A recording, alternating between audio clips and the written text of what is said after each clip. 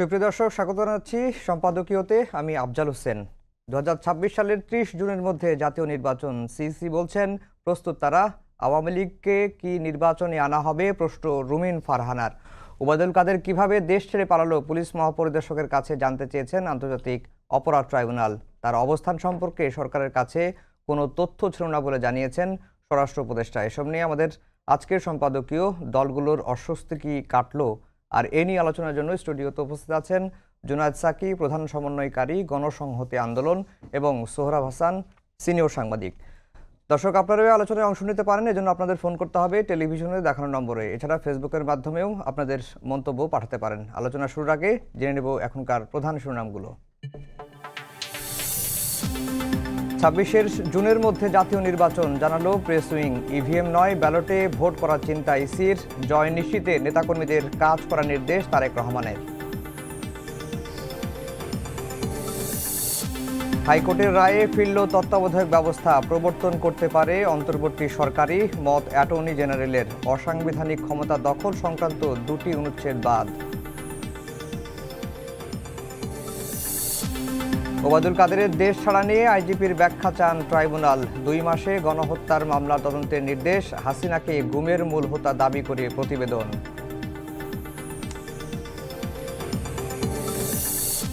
রূপপুর সহ 9 প্রকল্পে 80,000 কোটি টাকা লুটপাটের অভিযোগ, হাসিনা, রেহানা, জয় টিউলিপের বিরুদ্ধে তদন্তের সিদ্ধান্ত দুদকের।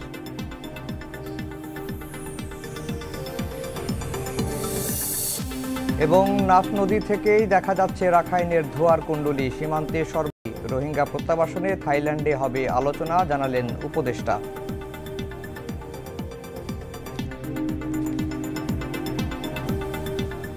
দর্শক, শিরোনাম শুনছিলেন। আমরা আজকের আলোচনার বিষয় দিয়েছি দলগুলোর অস্বস্তি কি কাটলো। সৌরভ ভাই, আপনাকে দিয়ে আলোচনা শুরু করব, যেহেতু সাকি ভাই আপনাকে দিয়ে শুরু করতে বলেছেন। এই যে অন্তর্বর্তী সরকারের মেয়াদ কত, নির্বাচন কবে হবে, এবং নানা রকম কথাবার্তা চলছিল, আদৌ নির্বাচন হবে কিনা এ নিয়েও শঙ্কা ছিল। সবশেষ প্রধান উপদেষ্টা ভাষণ দিয়েছিলেন। ভাষণে একটি যদি কিন্তুর মধ্যে থেকেও একটি সম্ভাব্য তারিখ বা ডেডলাইনের কথা বলেছিলেন। আজকে প্রেস উইং থেকে খোলাসা করা হয়েছে 2026 সালের 30 জুনের মধ্যে নির্বাচন। এই যে রাজনৈতিক দলগুলোর মধ্যে নির্বাচন হবে কি হবে না অস্বস্তি ছিল, এই অস্বস্তিতে কি কাটলো কিনা এই একটা রোডম্যাপ পাওয়ার মাধ্যম দিয়ে? ধন্যবাদ। এক ধরনের অনিশ্চয়তা তো কেটেছে, শুধু রাজনৈতিক দল না, জনগণের মধ্যেই এক ধরনের সংশয়, অনিশ্চয়তা যে নির্বাচনটি কিভাবে হবে, কবে হবে। এখনও কিন্তু নিশ্চিত না যে, বা খোলসা করা হয়নি যে আগে কোন নির্বাচন হবে, জাতীয় নির্বাচন না স্থানীয় সরকার নির্বাচন। রাজনৈতিক মহলে আলোচনা আছে স্থানীয় সরকার নির্বাচনই আগে হবে। নতুন রাজনৈতিক দল গঠনেরও তোড়জোড় চলছে। সবটা মিলে আমি বলবো যে যে অনিশ্চয়তা ছিল সেটি কিছুটা কাটলো। আর কিছুটা কাটলো এই কারণে বললাম, প্রধান উপদেষ্টা কিন্তু 2 ধরনের বক্তব্য দিয়েছেন। যদি কিন্তু আপনি যেটা বললেন যে যদি রাজনৈতিক দলগুলো অল্প সংস্কার নিয়ে নির্বাচন করতে চায়, সেটি 2025 সালের মধ্যে সম্ভব। আর যদি সংস্কারের পরিধি বাড়াতে চায় তাহলে 30 জুন পর্যন্ত। সুতরাং এটি রাজনৈতিক দলগুলোর সঙ্গে সরকারের আলোচনার উপর নির্ভর করবে। তবে এখানে আরেকটি প্রশ্ন উঠেছে যে সরকার একটি জাতীয় ঐকমত্য গঠন কমিশন করেছে। সেই কমিশন কিন্তু সরকার প্রধান উপদেষ্টা এবং কমিশনের সদস্যদের নিয়ে, 6টি কমিশনের সদস্যদের নিয়ে। তাহলে রাজনৈতিক দলগুলোর ভূমিকা কি? যখন সরকার কোনো কমিশন গঠন করে তখন কমিশন সাধারণত বিশেষজ্ঞদের দিয়ে, সরকারের ভিতরে হতে পারে বাইরেও হতে পারে, সাধারণত বাইরেরই হয়, কারণ ভেতরে হলে তো একটা কমিটি করেই দিতে পারে। এখন যে প্রশ্নটি হচ্ছে প্রধান উপদেষ্টার নেতৃত্বে যে কমিশন হবে, সেই কমিশনে 31 ডিসেম্বরের পর হয়তো, এখন সেই কমিশন কার সাথে কথা বলবে? রাজনৈতিক দলগুলোর সাথে। সেখানে রাজনৈতিক দলগুলোর অবস্থান কি? প্রধান উপদেষ্টার নেতৃত্বে কমিশন, সুতরাং সেটি কিন্তু খুব এক ধরনের নীতি নির্ধারণী কমিশন। মানে আর যদি রাজনৈতিক দলগুলোর সাথে আলাপ আলোচনার মধ্য দিয়ে সমঝোতার, তারা যদি কোনো সমঝোতা মানে যোগ বিয়োগের বিষয় আসে, তাহলে আমি মনে করি যে কমিশন গঠনটা ঠিক হয়নি। হুম সেক্ষেত্রে কমিটি হতে পারত, এবং সেই কমিটি অথবা যদি কমিশনও হয়ে থাকে তাহলে রাজনৈতিক দলগুলোর প্রতিনিধি থাকা উচিত, যে দুই পক্ষের এখন কি হবে। এখন হচ্ছে সরকার তার অবস্থান একটা বলবে, রাজনৈতিক দলগুলো কিন্তু ওই বৃত্তের বাইরে, তারা বাইরে থেকে কথা বলবেন। এখন কমিশন গ্রহণ করতেও পারে, নাও পারে। কিন্তু যদি এমন হতো যে প্রথম সরকার পক্ষের 7 জন, রাজনৈতিক দলগুলোর আরও 7 জন 14 জন বা প্রধান উপদেষ্টা হয়তো মানে আলাদা থাকতেন, স্পিকার যেমন সংসদে থাকে, তাহলে কিন্তু একটু সমতার ভিত্তিতে আলোচনা হতে পারে। হুম এখন কিন্তু এই আমি এখানে একজন রাজনীতিক আছেন, যে সেই সমতা ভারসাম্যটা থাকবে কি থাকবে না এটি।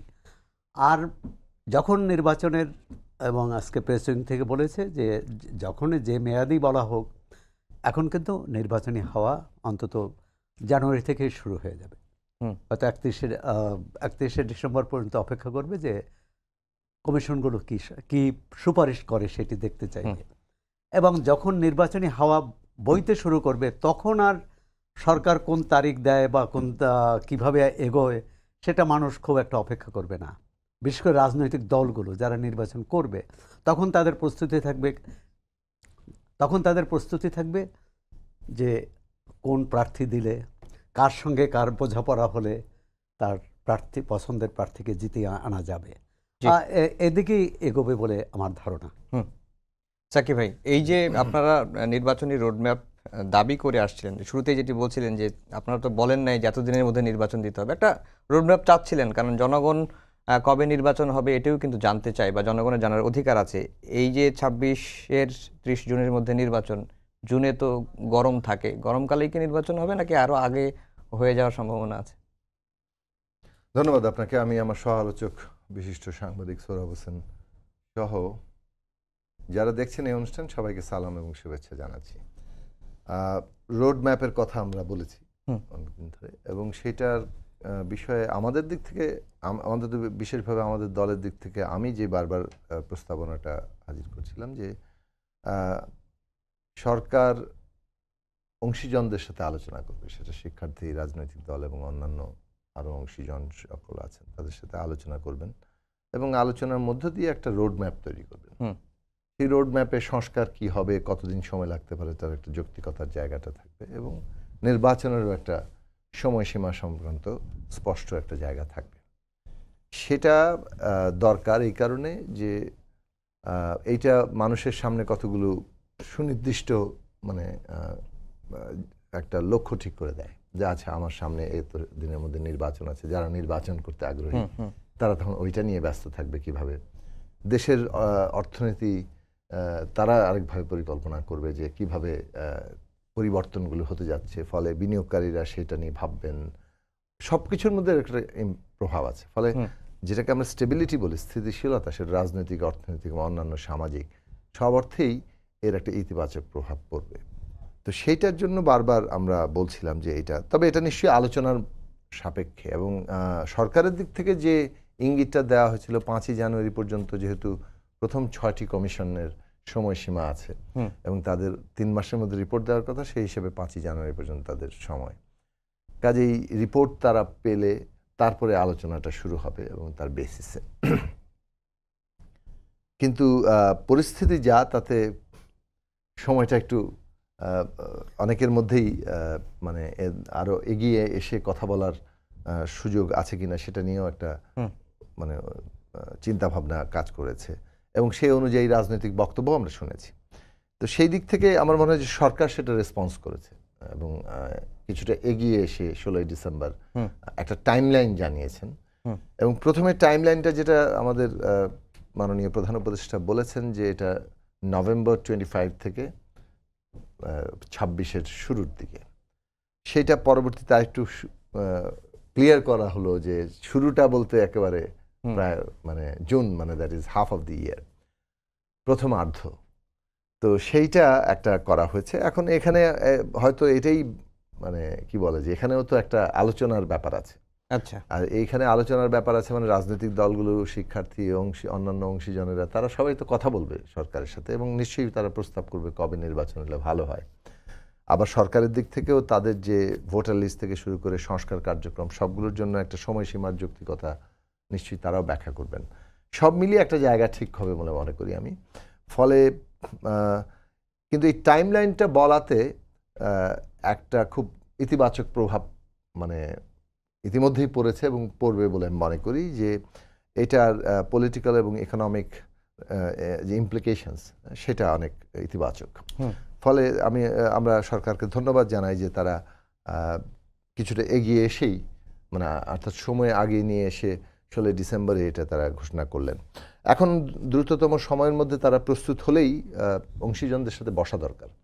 এটা খুব জরুরি কাজ এবং শিক্ষার্থী, রাজনৈতিক দল, শ্রেণী পেশা, অন্যান্য অংশীজন সকলে মিলে এই জিনিসটা জানুয়ারি মাসের মধ্যে যদি সম্পন্ন করা যায়, যে আরও সুনির্দিষ্ট রোড ম্যাপ, তাহলে সেটার রাজনৈতিক, অর্থনৈতিক, সামাজিক প্রভাব ইতিবাচকভাবে পড়বে এবং আমরা অভ্যন্তরীণ এবং বহিস্থ যত রকম সংকট মোকাবেলা করছি তাকেও আরও শক্তভাবে মোকাবেলা করতে পারবো।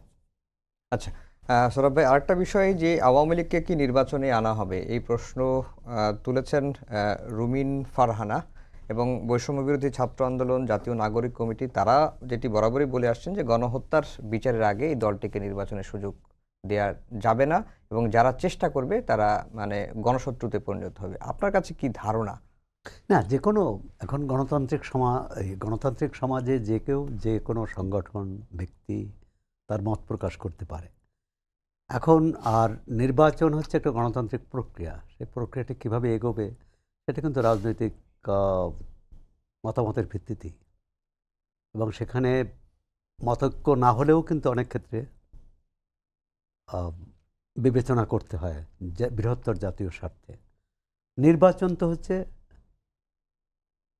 জনগণের বাছাই করার সুযোগ। এখন জনগণ কাকে বাছাই করবে সে জনগণ নির্ধারণ করবে। অপরাধ করলে অবশ্যই বিচার হবে।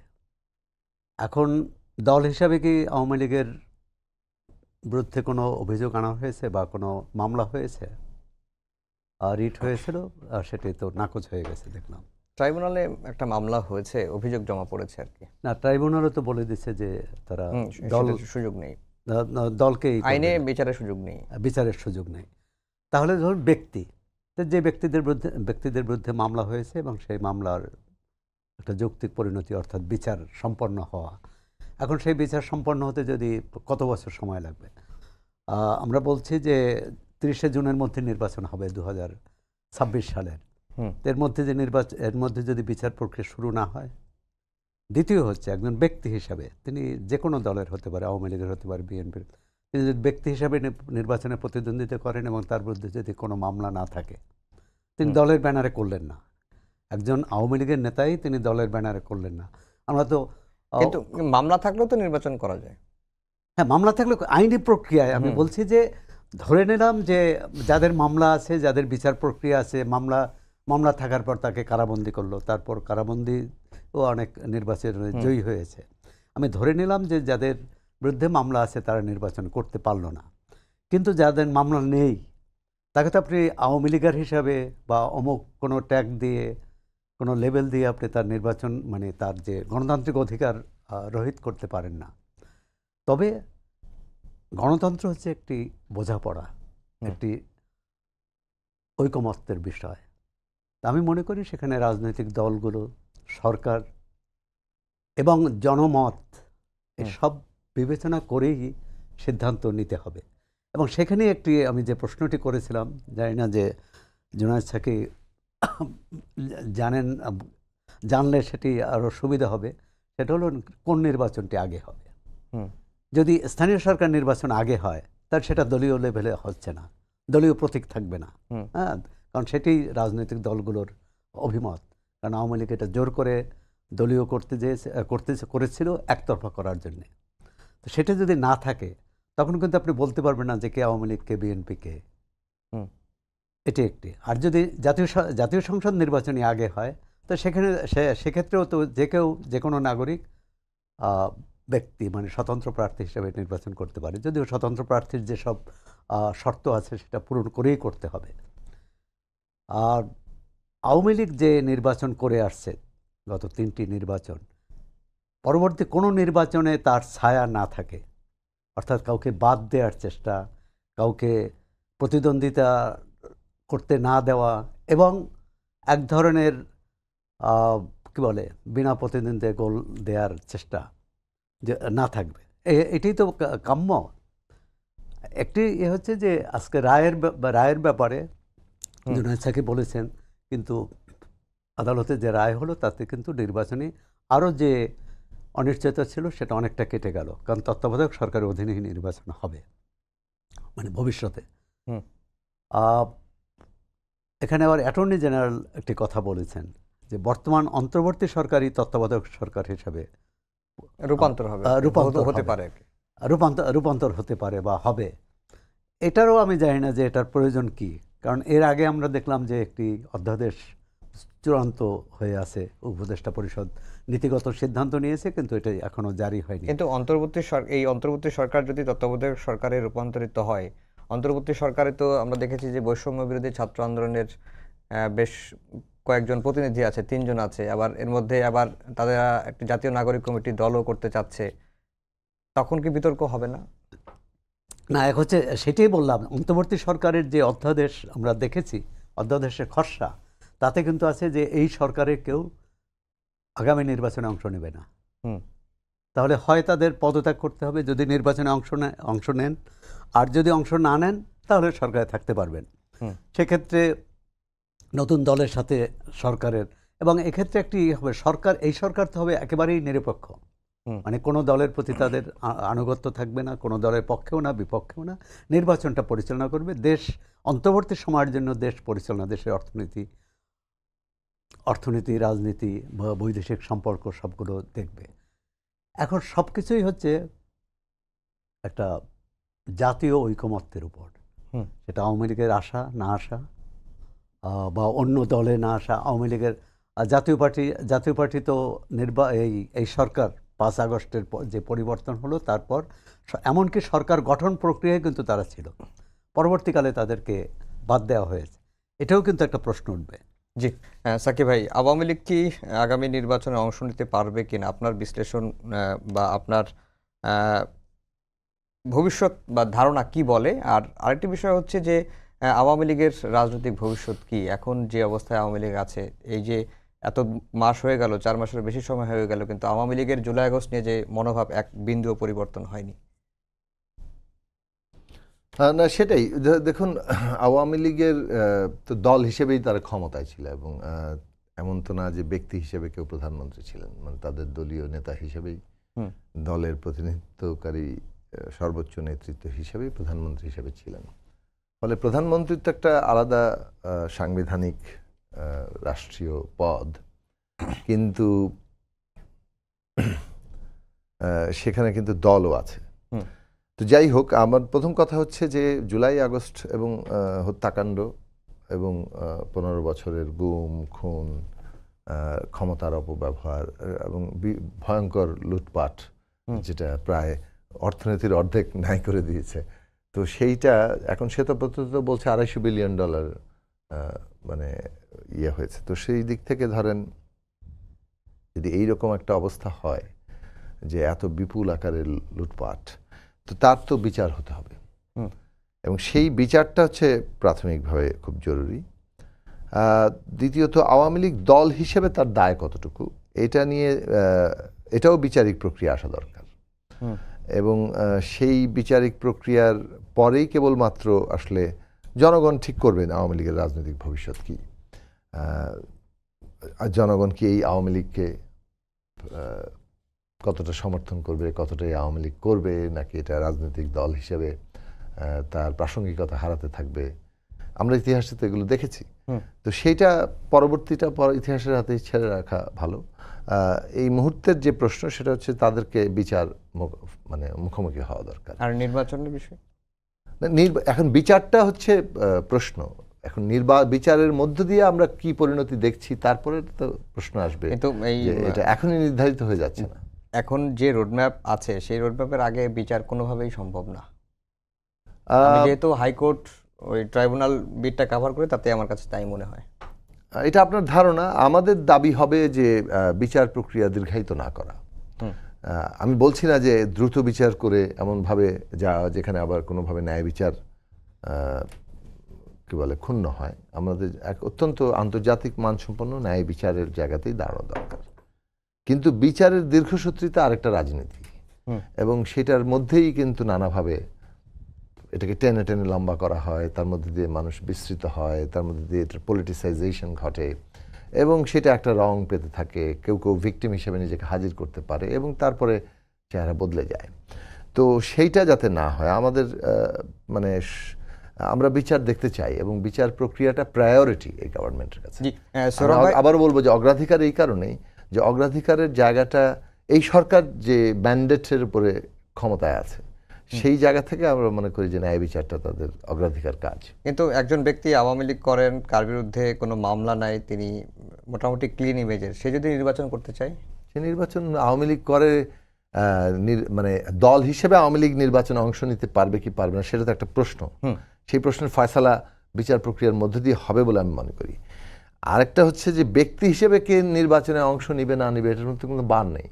মানে এটা তো হচ্ছে কি বলে যে আপনি নাগরিক, আপনার বিরুদ্ধে যদি কোনো ইভেন মামলা চললেও তো বিচার কেউ ইলেকশনে অংশ নিতে পারে।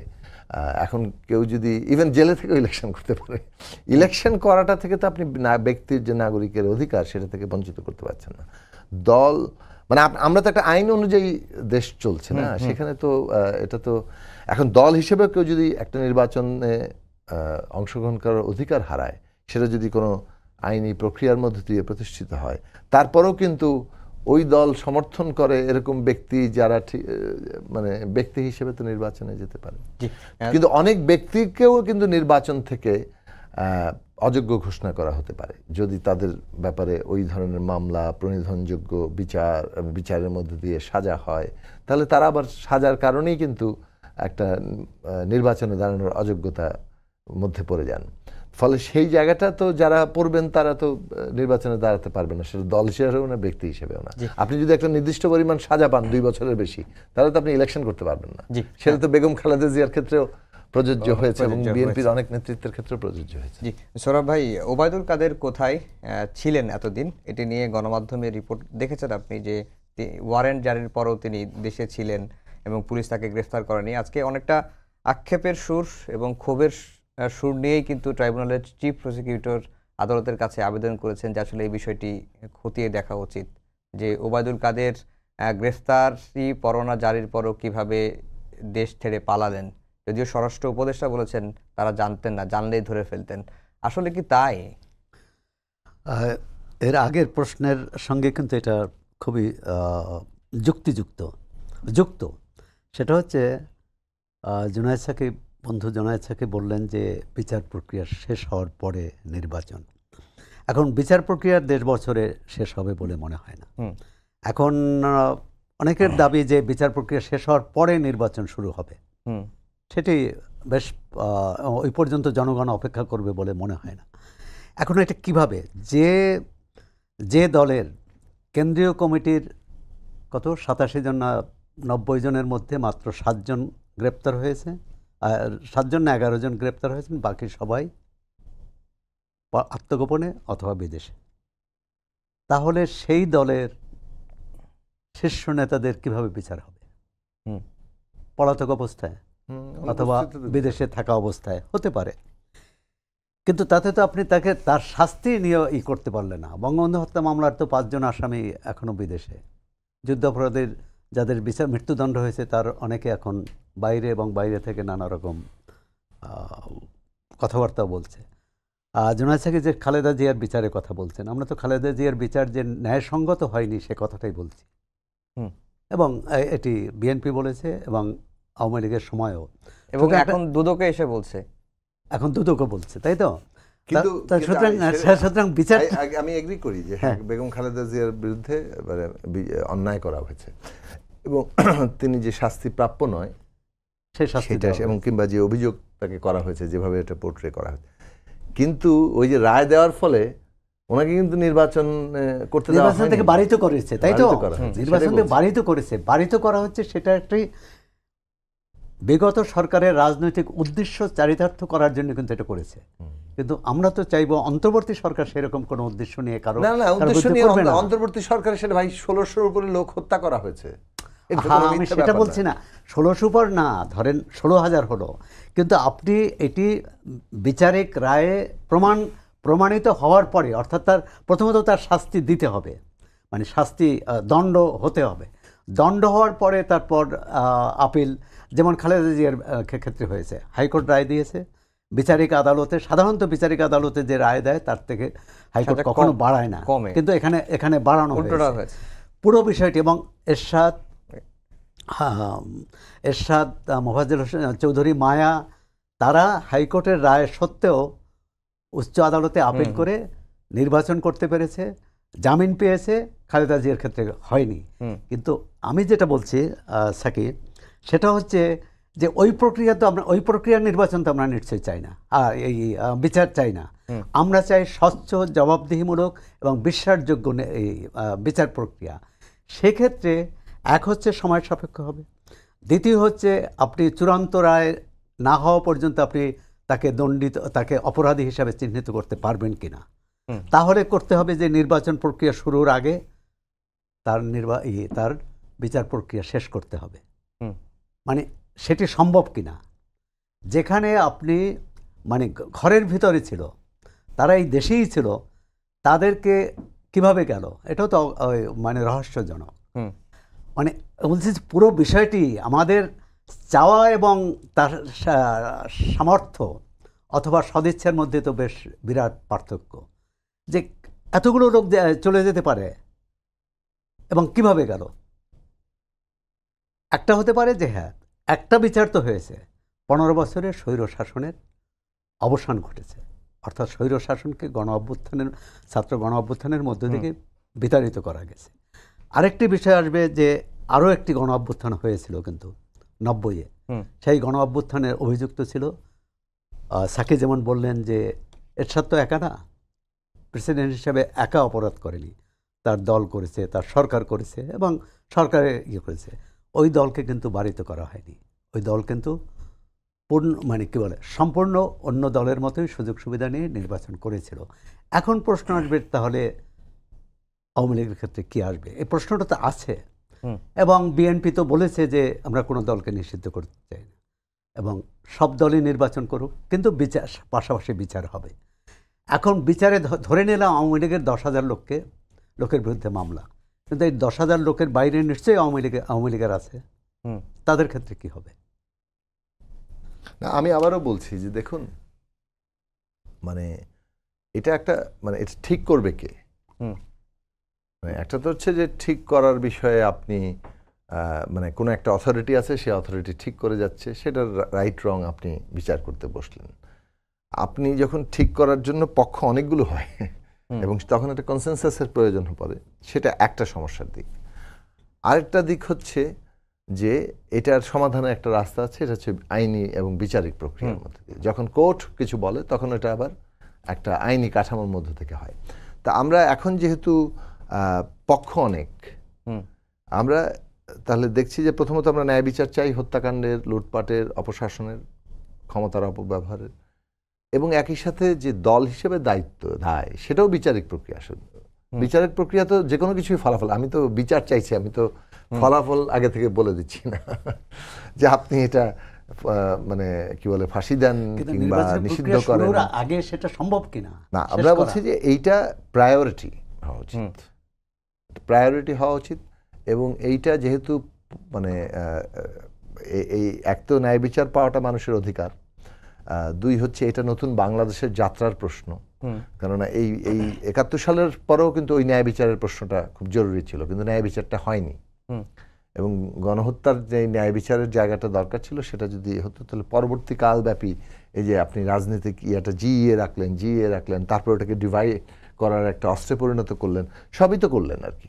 তো আমরা এই জিনিসটা আমরা বাংলাদেশে আমাদের বিবেচনায় আর কি, যদি আপনি ইফ ইউ আস্ক মি এবং আমাদের দলকে, আমরা আমাদের দলের দিক থেকে আমরা মনে করি যে ন্যায় বিচারটা বাংলাদেশের নতুন যাত্রার একটা ভিত্তি হওয়া দরকার এবং যারা অপরাধী তাদেরকে ন্যায় বিচারের আওতায় আনা দরকার এবং দল হিসেবে দায় আছে কিনা সেটাও বিচারিক প্রক্রিয়ার মধ্যে দিয়ে নির্ধারণ করা দরকার এবং এইটা প্রায়োরিটি হওয়া দরকার। এখন এখানে নির্বাচনের আগে পরের এই বিষয়টি তো আসলে পুরোটা আমার বক্তব্য, আমার আকাঙ্ক্ষা আমি বড়জোর বলতে পারি। আমরা যে জায়গাটায় বলতে চাইছি যে বহু ব্যক্তিরা যেমন ধরেন ইচ্ছাকৃতভাবে ধরে ধরে এনে সবাইকে একটা করো, সেটা আমি বলছি না। আমি আবারও বলছি যে একটা ন্যায় বিচার দিতে হবে, আন্তর্জাতিক মানসম্পন্ন বিচার দিতে হবে এবং যাতে এটা দেশে এবং বিদেশে গ্রহণযোগ্য হয়। এইটার আমি উদাহরণ নিয়ে কথা বলেছি। বেশ কিছু দেশে এই ধরনের দুই ধরনের ঘটনাই ঘটেছে। একটা হচ্ছে ন্যায় বিচারের ক্ষেত্রে প্রশ্ন উঠেছে, ফলে ওইটা রাজনীতির বিষয়বস্তু হয়ে উঠেছে। আরেকটা হচ্ছে যেমন আর্জেন্টিনার ক্ষেত্রে একটা বেশ মানসম্পন্ন ন্যায় বিচার হওয়ার ফলে যেটা হয়েছে যে অভ্যন্তরীণ এবং বহিস্থ সব দিক থেকে এটা গ্রহণযোগ্য হয়েছিল। ফলে ওইটাই বরং পলিটিক্যাল রিকনসিলিয়েশনের যাত্রাটা শুরু করে। আপনি তো একটা শেষ পর্যন্ত লক্ষ্যটা কি আমাদের, অন্তত আমাদের দিক থেকে যদি আমরা এই বিষয়ে আমার নিঃসন্দেহ যে আমরা শেষ পর্যন্ত একটা ইনক্লুসিভ পলিটিক্যাল সিস্টেম চাই। এটার জন্য আমরা লড়াই করেছি এবং আমরা মনে করি যে ইনক্লুসিভ পলিটিক্যাল সিস্টেম ছাড়া বাংলাদেশে আমরা আবারও ক্ষত তৈরি করব। কিন্তু ইনক্লুসিভ পলিটিক্যাল সিস্টেম মানে কি? ন্যায় বিচার ছাড়া এসো সবাই মিলে আবার যে খুনি করেছে সে আমরা ভুলে যাব, সেটা হবে না বাস্তবতা, কারণ ওই ক্ষত থেকেই যাবে। ফলে খুনের বিচার হতে হবে এবং সেই জায়গাটা থেকেই বলছি যে যথার্থ ন্যায় বিচারই পলিটিক্যাল রিকনসিলিয়েশনের ক্ষেত্র প্রস্তুত করবে। কিন্তু বিচার হতে হবে, কিন্তু বিচার বা ন্যায় বিচার হতে হবে, বিচারটা আন্তর্জাতিক মানসম্পন্ন হতে হবে। কিন্তু ন্যায় বিচার করলেই তো হবে না, বিচারটা তো দৃশ্যমান হতে হবে। যাদের বিচার করছি তারা দেশের ভেতরে ছিলেন, কিভাবে পালিয়ে গেলেন, বাইরে চলে গেলেন। হ্যাঁ, এই প্রশ্নে আমরা এই প্রশ্নটা তো আরেকটা প্রশ্ন। আমি এতক্ষণ ধরে আমরা কি চাই সেটা বলেছি।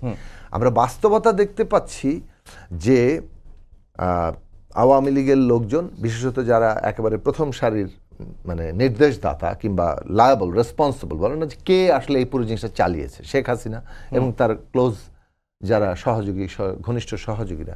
তার মধ্যে তো মন্ত্রিসভার ঘনিষ্ঠজন কারা ছিলেন, শেষ দিকে পরিচালনা কমিটি কারা ছিলেন, কিংবা একটা মনিটরিং কমিটি, এগুলো সবই তো আমরা জানি, কিংবা সেই সময়ের এটা, এবং বিভিন্ন পর্যায়ে কারা এই সমস্ত জিনিস ইমপ্লিমেন্ট করেছেন, কারা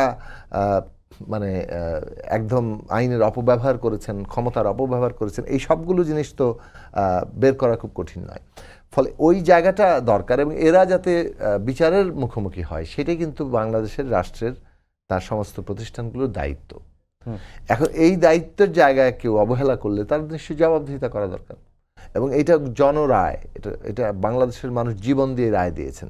ফলে এটা তাদেরকে এইভাবে বিবেচনার মধ্যে রাখতে হবে। কাউকে বিচারিক প্রক্রিয়া থেকে পার পাইয়ে দিলে, আমরা বিনা বিচারের কোনো কিছু চাই না, কেউ বিনা বিচারে আক্রান্ত হোক, এটাই আমরা বন্ধ করতে চাই। কারণ বাংলাদেশটা ওই রকম জায়গাতে আমরা নিয়ে যেতে চাই না যে মব হচ্ছে, হ্যাঁ, একটা বিচারিক প্রক্রিয়ার মধ্যে দিয়ে এটা আগাবে। সেটাই কিন্তু মানুষ চেয়েছিল, যার ফলে মানুষ কিছুটা বিক্ষুব্ধ হয়েছিলেন। কিন্তু আপনারা দেখবেন যে খুব দ্রুতই মানুষের বিক্ষোভ কিন্তু একটা নিয়ন্ত্রণের জায়গায় এসছে এবং মানুষ বিচারিক প্রক্রিয়াতেই থাকতে চায় বেশিরভাগ মানুষ। কতিপয় হয়তো নানান ধরনের মব লিঞ্চিংয়ের ঘটনা ঘটাচ্ছে কিংবা মব অ্যাটাকের ঘটনা ঘটাচ্ছে, সেইটা আমি মনে করি যে প্রধান ধারা না। এটা যা ঘটছে সেগুলো নিয়ন্ত্রণ করা সম্ভব, আর একটু এফেক্টিভ রাষ্ট্র ব্যবস্থা থাকলেই, কাঠামো থাকলেই এটা নিয়ন্ত্রিত হবে। মূল জায়গাটা হচ্ছে মানুষ বিচার চায়। এখন আপনি একজনকে আশ্রয় দিতে পারেন যে সম্ভাব্য বিচার বহির্ভূত কোনো কিছু হওয়ার থেকে রক্ষা করতে পারেন, কিন্তু তাকে বিচারের জায়গা থেকে তো আসলে আপনি পার পাইয়ে দিতে পারেন না, কিংবা তাকে পালিয়ে যেতে সাহায্য করতে পারেন না। তো সেই জায়গাটা অন্তর্বর্তী সরকারকে আমরা বলবো যে এই বিষয়ে তাদের ভূমিকা, কার্যকর ভূমিকা জনগণ দেখতে চায় এবং জনগণ বিচারের জায়গাটা চায়। বাকিটা তো ইন দি প্রসেস। জি সৌরভ ভাই, আমাদের সময় একেবারেই সীমিত। এই যে বিচারের কথা বলছি আমরা, আন্তর্জাতিক অপরাধ ট্রাইব্যুনাল বিচার কাজ চলছে, 4টি মামলায় 72 জনের বিচার কাজ চলছে আমি যতটুকু জানি। বিচারের ক্ষেত্রে একটি বড় এলিমেন্ট হচ্ছে বা নিয়ামক হচ্ছে যে ঝুঁকি থাকবে ন্যায় বিচারের। কিন্তু অনেকেই বলছেন যে এই বিচারটা করা হচ্ছে শাস্তি দেওয়ার জন্যই, এই একটা ধারণা কিন্তু মানুষের মধ্যে আছে। আপনার কাছে কি মনে হয় এখন পর্যন্ত বিচার কার্যক্রম পর্যবেক্ষণ করে আমরা কি সঠিক পথে যাচ্ছে বিচার কাজ? না, সেটা আমি প্রথমত আইনজ্ঞ নই। মানে বিচার নিয়ে যে ধরনের প্রতিক্রিয়া, সেটা একটা হচ্ছে যে বিচার, এই বিচার প্রক্রিয়ার সাথে যারা যুক্ত তাদের সম্পর্কে কিন্তু অনেকের সম্পর্কে অনেক প্রশ্ন উঠেছে। যুদ্ধাপরাধ ট্রাইব্যুনালের যিনি বিবাদী পক্ষের প্রধান প্রসিকিউটর ছিলেন, তিনি এখানে রাষ্ট্রপক্ষের প্রধান আইনজীবী।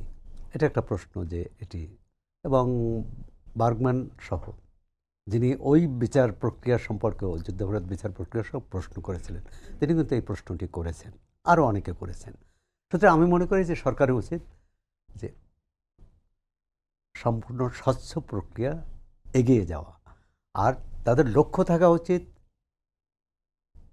যে যিনি অপরাধী তার যাতে শাস্তি পায়, কিন্তু কোনো নিরপরাধ ব্যক্তি যাতে শাস্তি না পায়।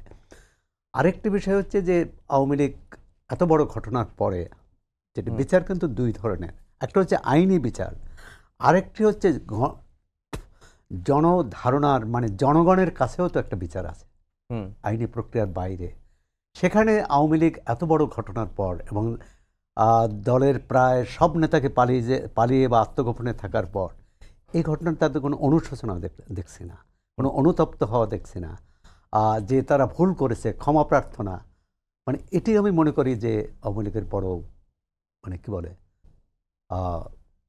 মানে এইরকম ঘটনাটা আমরা 1971 সালের পরেও দেখেছি, আজ পর্যন্ত দেখছি জামাত ইসলাম সেটাও চাইনি, এবং আওয়ামী লীগ জামাত ইসলামের পথে অনুসরণ না সেটাই, যে কোনো দলই, এবং এরশাদের দলও চায়নি। তারা কিন্তু এখনও সংবিধান সংরক্ষণ দিবস পালন করে, অর্থাৎ তারা সংবিধান রক্ষা করেছে।